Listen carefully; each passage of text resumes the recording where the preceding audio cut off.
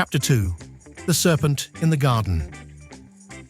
Margaret arrived like a storm front, her presence casting shadows even in the sunniest corners of Alvin and Betty's home. Her air of superiority clung to her like the humidity in the air, a stifling weight that whispered, "I belong here more than you do." In her late 30s, Margaret had never known the sweat of honest labor.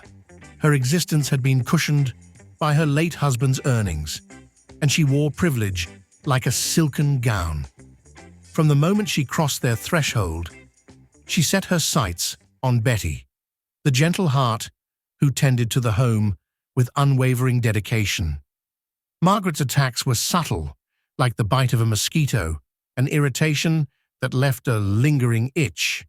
She'd critique Betty's homemaking skills, her words like tiny stings. "Alvin deserves better," she'd imply, her smile a thin crescent moon.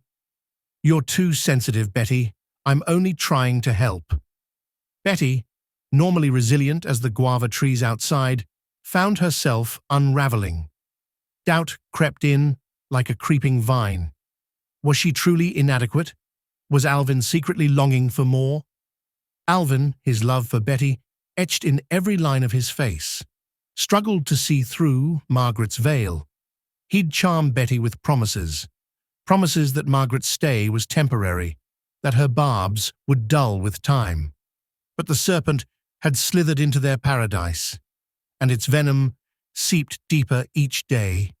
The tension thickened like the air before a thunderstorm. Margaret's whispers grew darker.